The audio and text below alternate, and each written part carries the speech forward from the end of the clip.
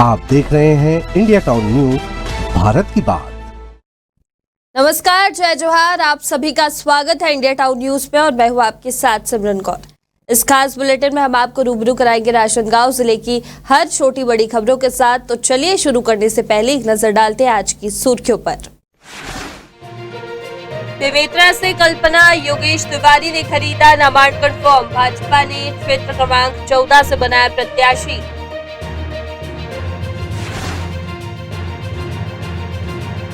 डोंगरगढ़ में 40वीं वाहिनी आईटीबीपी को मिला सम्मान। मुख्यालय में समारोह हुआ आयोजित।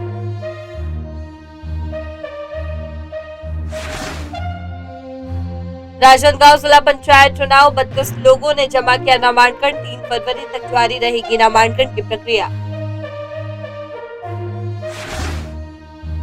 चुनाव को लेकर प्रत्याशियों ने दाखिल किया नामांकन। किरण रविंद्र वैष्णव और मधु भुवनेश्वर बघेल उतरे मैदान में। बड़ी संख्या में समर्थक रहे मौजूद। राजनांदगांव में चुनाव चिन्ह का आवंटन। प्रत्याशियों को मिले चुनाव चिन्ह। प्रत्याशी चुनावी तैयारियों को देंगे अंतिम रूप।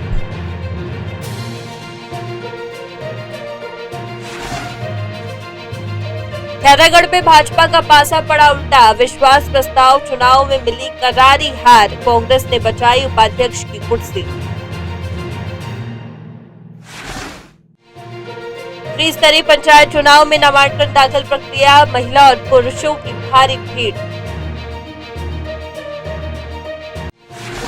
खैरागढ़ में पूर्व मंडी अध्यक्ष दशपथ उत्तम जंघेल ने भरा नामांकन। जिला पंचायत क्षेत्र क्रमांक 9 जालबांधा से नामांकन किया दाखिल। खैरागढ़ से शुरू करेंगे, जहां त्रिस्तरीय पंचायत चुनाव के लिए नामांकन की प्रक्रिया 27 जनवरी से शुरू हो चुकी है और विभिन्न दलों के उम्मीदवारों के साथ साथ निर्दलीय प्रत्याशी भी अपने नामांकन दाखिल करने में सक्रिय है। और इसी बीच जिला पंचायत क्षेत्र क्रमांक 9 जालबांधा, जो कि अनारक्षित महिला सीट है, वहां से पूर्व मंडी अध्यक्ष दशपथ उत्तम जंघेल ने भी नामांकन दाखिल किया है। इस सीट से पहले कांग्रेस ने स्वर्गीय देवव्रत सिंह की पुत्री सताक्षी सिंह को अपना प्रत्याशी घोषित किया था, जिन्होंने विधायक यशोदा वर्मा और अन्य कांग्रेस नेताओं के समक्ष अपनी दावेदारी पेश की थी और नामांकन भी दाखिल कर दिया था। अब इस सीट पर दशपथ उत्तम जंघेल ने भी अपनी दावेदारी पेश की है। हालांकि दशपथ ने कहा है कि पार्टी जिसे भी इस सीट पर मौका देगी वो उसका समर्थन करेंगे। वहीं सताक्षी सिंह ने कहा है कि यदि पार्टी उन्हें टिकट नहीं देती है तो वे निर्दलीय चुनाव लड़ेंगी। मैं दावेदारी कांग्रेस पार्टी क्षेत्र क्रमांक 9 जालबांधा से दावेदारी कर रही हूँ। उसी क्षेत्र से सताक्षी सिंह भी लड़ रही हैं, वो भी कांग्रेस पार्टी की सदस्य हैं। ऐसे में कहीं ना कहीं विरोधाभास दिखाई दे रहा है, क्या लगता है आपको? नहीं, हम सब कांग्रेस के एक परिवार हैं, कोई विरोधाभास नहीं। कांग्रेस पार्टी जिसको अधिकृत करेगा, हम संगठन के साथ हैं। मैंने अपना नॉमिनेशन फाइल कर चुका है क्षेत्र क्रमांक 9 जालबांधा से। अब आगे जैसा भी पार्टी का वो रहता है, बाकी हम तो शुरू से कांग्रेस ही रहे हैं और आशा यही रहेगी कि पार्टी जो भी निर्णय ले, जिसके लिए भी ले, जिसके लिए भी ले, तो हम सब एक साथ हैं और अलग से जी हमारा निर्णय ये रहेगा। देखिए, कोई भी हारे जीते हैं तो हम सभी कांग्रेसी, तो चुनाव लड़ना तो तय है। बाकी पार्टी का आशीर्वाद, सब बड़े वरिष्ठ जितने भी हमारे पार्टी में सब लोग हैं, सब उनका आशीर्वाद तो हमेशा चाहिए रहेगा। वहीं चुरिया जनपद पंचायत के RES कार्यालय में त्रिस्तरीय पंचायत चुनाव को लेकर नामांकन दाखिल करने के लिए प्रत्याशियों की भारी भीड़ देखने को मिल रही है। इस बार चुनाव के दौरान प्रशासन ने व्यापक प्रबंधन किए हैं और नामांकन फॉर्म जमा करने के लिए 20 सेक्टर भी बनाए गए हैं। चुरिया नगर में कुल 6 पंचायतों के लोग अपने सरपंच और पंच पद के लिए नामांकन दाखिल कर रहे हैं, जहां महिला और पुरुष प्रत्याशी अपने अपने समर्थकों के साथ नामांकन दाखिल करने जनपद पंचायत कार्यालय पहुंचे। नामांकन प्रक्रिया में बढ़ी हुई भागीदारी से ये साफ हुआ है कि उम्मीदवार अपनी भागीदारी सुनिश्चित करने के लिए पूरी तरह से तैयार है। जहां खैरागढ़ नगर पालिका में भाजपा के द्वारा उपाध्यक्ष रज्जाक खान के खिलाफ लाए गए अविश्वास प्रस्ताव का फैसला हो चुका है, जिसमें भाजपा को करारी हार का सामना करना पड़ा। चुनाव प्रक्रिया और परिणाम ने सभी को चौंका कर रख दिया है, जहां भाजपा के 13 और कांग्रेस के 7 पार्षदों के बीच कड़ी टक्कर थी, लेकिन भाजपा की उम्मीदों पर पानी फिर गया। अध्यक्ष पद पर कब्जा करने के लिए भाजपा को एक वोट की जरूरत थी, जिसके लिए वो कांग्रेस के पार्षदों को अपने पक्ष में करने की कोशिश में थी।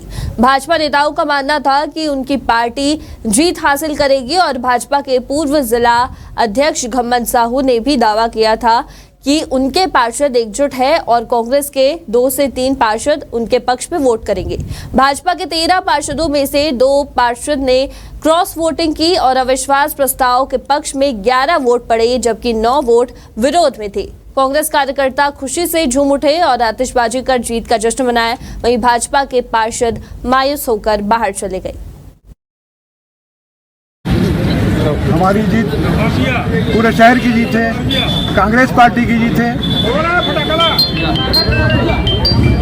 भारतीय जनता पार्टी में की सरकार है, प्रदेश में नगर में भी भारतीय जनता पार्टी के लोगों का बहुमत है। मैं अकेला सदस्य हूँ काउंसिल में। मैं शहर विकास में पूरा योगदान है मेरा और पहले किया हूँ मैं, और इसका दस्तावेजी प्रूफ है मेरे पास। पूरे वार्ड में, नगर में सबसे ज़्यादा कांग्रेस के राज्य में काम हुआ है। कहना चाहेंगे? देखिए, कांग्रेस पार्टी ने मुझे प्रभारी चुनाव के लिए बनाया था और भारतीय जनता पार्टी ने हमारे नगर पालिका के उपाध्यक्ष अब्दुल रज्जाक खान के खिलाफ अविश्वास प्रस्ताव लाया था। आज हम लोगों ने एकजुटता के साथ हमारे सभी पार्षदों ने मतदान किया है और हमने भ्रष्टाचार के खिलाफ लड़ाई लड़ी थी। लगातार मिशन संडे आप देखते हैं, हम लगातार नगर पालिका के भ्रष्टाचार को उजागर कर रहे हैं। उससे बौखलाहट होकर भारतीय जनता पार्टी ने अविश्वास प्रस्ताव लाया था। अविश्वास प्रस्ताव उनका ध्वस्त हो गया और मजे की बात यह है कि भारतीय जनता पार्टी के पास 13 पार्षद हैं। आज 11 लोगों ने उनके पक्ष में दिया, 2 लोगों ने हमारे पक्ष में दिया। इससे स्पष्ट समझ आता है भारतीय जनता पार्टी पार्षद ही भ्रष्टाचार से लगातार वो लोग परेशान हैं।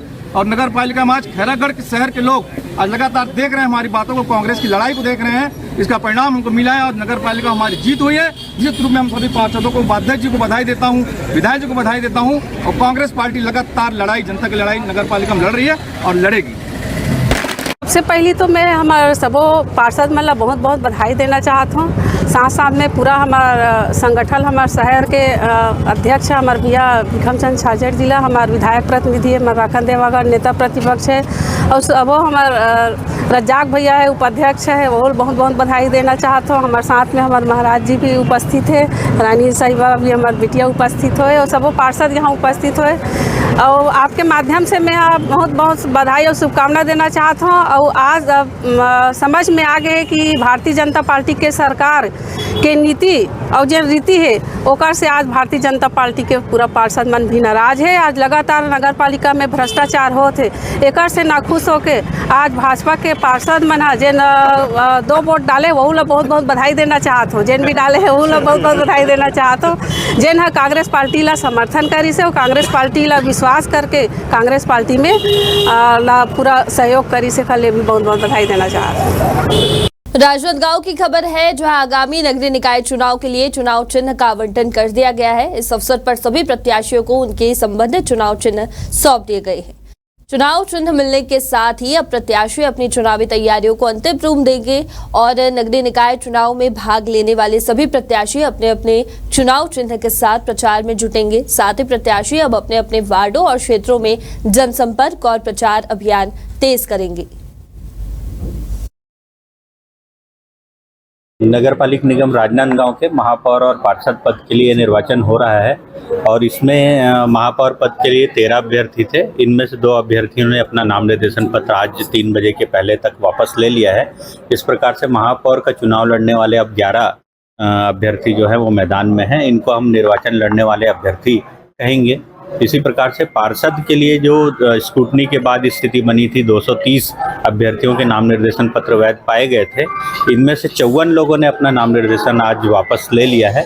इस प्रकार से 176 जो पार्षद पद के अभ्यर्थी हैं, जो 1 से 51 वार्ड तक के अलग अलग वार्डों में चुनाव में अपनी किस्मत आजमाएंगे। 176 पार्षद पद के अभ्यर्थी अभी निर्वाचन लड़ने वाले अभ्यर्थी हैं। वहीं आगामी जिला पंचायत चुनाव को लेकर प्रत्याशियों ने आज अपना नामांकन दाखिल करना शुरू कर दिया है, जहां भाजपा समर्थित प्रत्याशी किरण रविंद्र वैष्णव ने क्षेत्र क्रमांक 12 से अपना नामांकन कलेक्टोरेट में दाखिल किया और उनके साथ बड़ी संख्या में उनके समर्थक मौजूद रहे। वहीं राजनांदगांव के डूंगरगढ़ विधानसभा क्षेत्र के पटेवा क्षेत्र क्रमांक 1 से भाजपा प्रत्याशी मधु भुवनेश्वर बघेल ने भी अपना नामांकन जमा किया। इस अवसर पर बड़ी संख्या में उनके समर्थक उपस्थित थे, जिन्होंने उनके पक्ष में नारेबाजी की और दोनों प्रत्याशियों के नामांकन के दौरान कार्यकर्ताओं और समर्थकों की भारी भीड़ देखी गई। चुनौती तो हर चीज में होती है, तो जाहिर सी बात है राजनीति में भी चुनौती रहती है और शीर्ष नेतृत्व ने, भारतीय जनता पार्टी के सभी वरिष्ठों ने मुझ पर विश्वास जताया है और मुझे अधिकृत किया गया है। तो निश्चित ही मैं सभी कार्यकर्ताओं के बल के दम पे इस चुनाव में भरसक प्रयास करूंगी और जीत हासिल करने का प्रयास करूंगी और जीत हासिल मेरे कार्यकर्ताएं मुझे दिलाएंगे और मैं सभी कार्यकर्ताओं का सम्मान करती हूं और सभी कार्यकर्ताओं को साथ लेकर चलूंगी, उनका सभी का सम्मान करती हूं। मैं प्रत्याशी नहीं हूं, बल्कि मेरे कार्यकर्ता प्रत्याशी हैं, तो इस दम पर हम चुनाव लड़ेंगे। मोला बहुत अच्छा लगा थे कि मोर क्षेत्र के सभी जनता मन हमर मन के साथ हवे और अपन प्यार और आशीर्वाद दे बर हमर मन के बीच आए हवे। बहुत बहुत धन्यवाद करत हूँ हमर क्षेत्र के सब जनता मन ला कि हमर मन के साथ ला छोड़े नहीं है और अभी साथ देते हुए हमर मन। आपके पति यहाँ से डोंगरगढ़ विधानसभा से विधायक थे, उसका कितना समर्थन मिलेगा आपको इस चुनाव में? मोला तो बहुत समर्थन मिली, ऐसे लागत है काबर वो जनता मन ओला बहुत चाहते और बहुत काम भी करे है और आशीर्वाद उनकर मन के हमेशा बने रही और मोला अच्छा समर्थन मिली। ये समर्थकों का प्यार है जो हमारा परिवार लगातार 30 सालों से इस क्षेत्र की सेवा कर रहा है। चाहे 10 साल पहले मैं जिला पंचायत रहा तब और 5 साल पहले मैं विधायक बना तब। ये सब हमारे परिवार के सदस्य लोग हैं जो आशीर्वाद देने के लिए यहाँ पर आए हैं और इनके विश्वास पर खरा उतरना हमारा कर्तव्य है।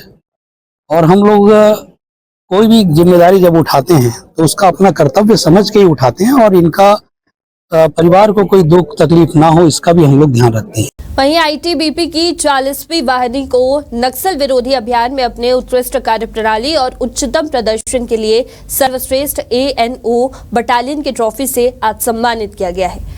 आपको बता दें कि हर साल आईटीबीपी के नक्सल विरोधी अभियान में तैनात समस्त बटालियन का मूल्यांकन किया जाता है, जिसके आधार पर सर्वश्रेष्ठ एएनओ बटालियन का चयन किया जाता है और इसी मौके पर आज डोंगरगढ़ स्थित 40वीं वाहिनी मुख्यालय में इस ट्रॉफी का स्वागत समारोह आयोजित किया गया।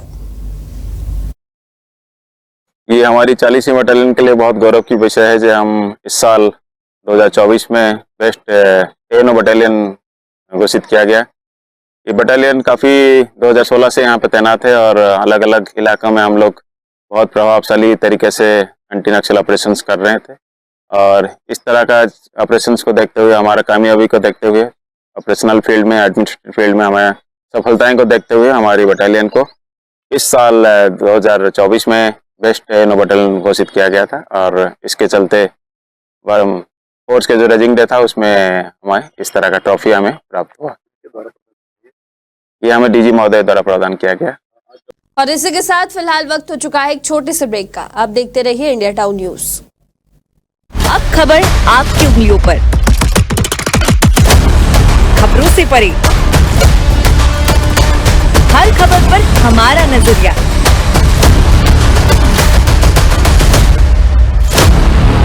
इंडिया टाउन न्यूज, भारत की बात। बेमेतरा की खबर है, जहां त्रिस्तरीय पंचायत चुनाव के लिए नामांकन प्रक्रिया के तहत आज भाजपा किसान नेता योगेश तिवारी की पत्नी कल्पना योगेश तिवारी ने जिला पंचायत सदस्य क्षेत्र क्रमांक 14 से अपना नामांकन फॉर्म खरीदा है, जहां भारतीय जनता पार्टी ने उन्हें इस क्षेत्र से अपना अधिकृत प्रत्याशी बनाकर चुनावी मैदान में उतारा है। वहीं नामांकन फॉर्म खरीदने के बाद कल्पना तिवारी ने मीडिया से बातचीत करते हुए कहा कि मैं एक समाज सेविका हूं और लगातार आश्रम के माध्यम से बुजुर्गों की सेवा करती हूं। मुझे अपने क्षेत्र की जनता की सेवा करने का अवसर मिला है और मुझे पूरा विश्वास है कि मैं एक जनप्रतिनिधि के तौर पर चुनाव जीतकर जनता की सेवा करूंगी। मैं सोशल वर्कर के रूप में काम कर रही थी। हमारा एक बहुत बड़ा आश्रम बनाया हमने, माँ गोदावरी सेवा संस्थान करके, और करीबन 8 महीनों से मैं बुजुर्गों की सेवा कर रही थी और बहुत बड़ी जिम्मेदारी है बुजुर्गों की सेवा करना।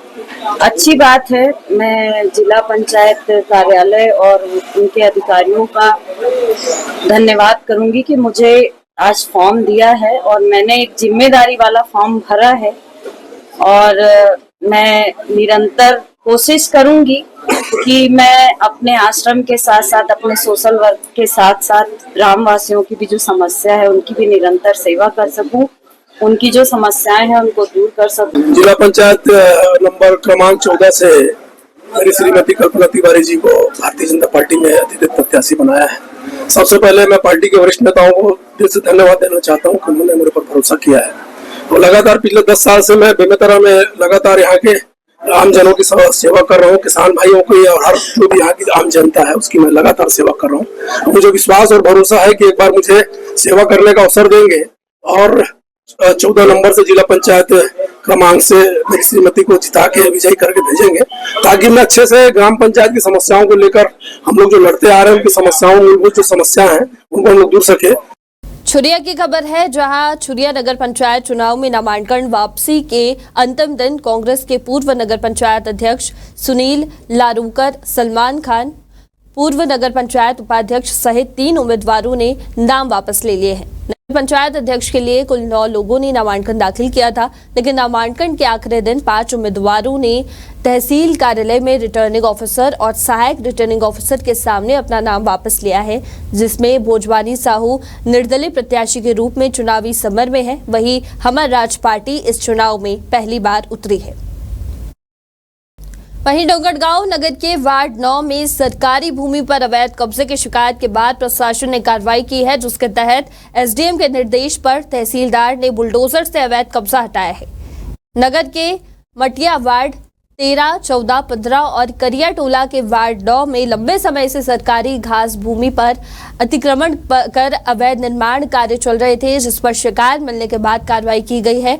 और इस कार्रवाई के दौरान तहसीलदार, नगर पंचायत के प्रशासक, पुलिस बल और कोटवार सहित वार्ड के नागरिक भी मौजूद रहे। खैरागढ़ की खबर है, जहां बीते कुछ समय से एक अज्ञात व्यक्ति द्वारा अपनी पहचान छुपाकर KGH अपडेट नामक चैनल का संचालन और पत्रकारों के वीडियो, फोटो और खबरों को चोरी कर अपने चैनल पर बिना अनुमति के प्रकाशित किए जाने की खबर सामने आई है। मामले में जिला पत्रकार संघ के अध्यक्ष की अगुवाई में संघ के सदस्यों ने कलेक्टर और पुलिस अधीक्षक को ज्ञापन सौंपा है। पत्रकारों का आरोप है कि यह अज्ञात व्यक्ति उनके नाम का गलत इस्तेमाल कर चैनल संचालित कर रहा है और जब किसी ने उससे सवाल किया तो वो संघ के पत्रकारों के नाम चैनल के संचालक के रूप में पेश करता है, जो कि कानूनी रूप से गलत है।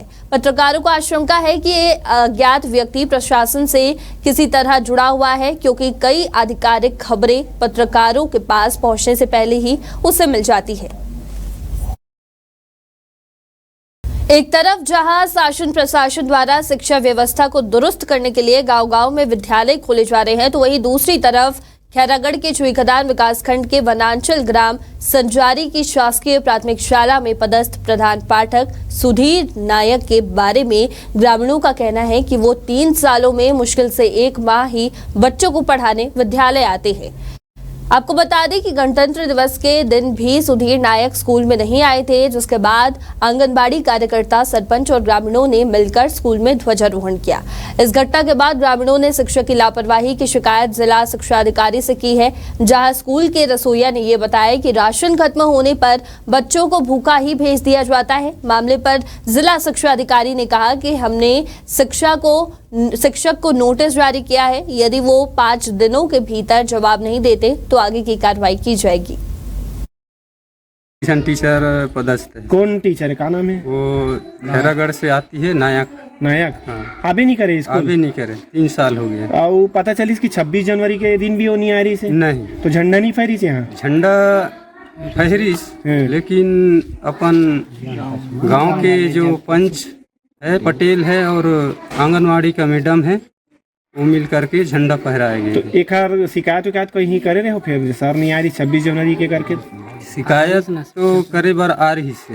तो अधिकारी मन आ रही का करी मन कुछ? अब लिख पढ़ के ओखर जोन भी कार्यवाही बना के लेगी से, फिर अब आगे चल के का करही ते वही जाने।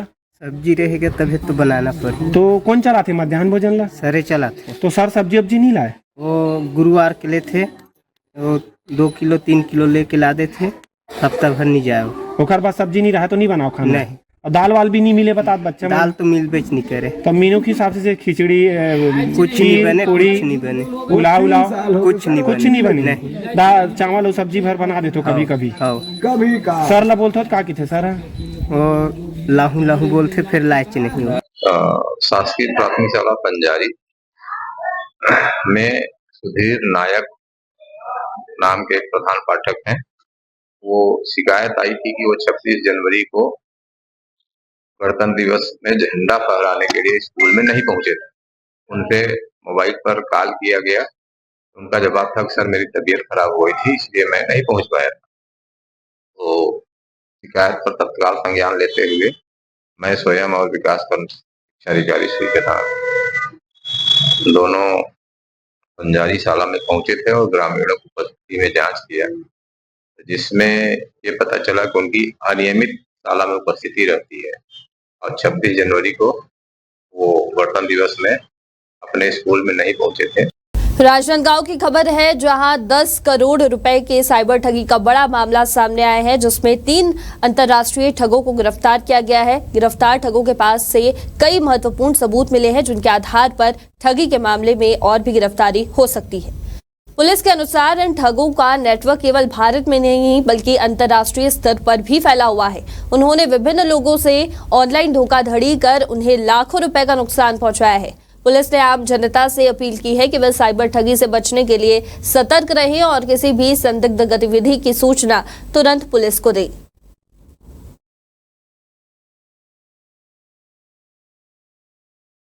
राजनांदगांव पुलिस को एक बहुत बड़ी सफलता साइबर क्रिमिनल्स के अगेंस्ट एक्शन लेने में मिली है। हम लोगों ने एक अंतर्राष्ट्रीय गिरोह का पर्दाफाश किया है और उसके 3 लोगों को आज हम लोगों ने पकड़ा है।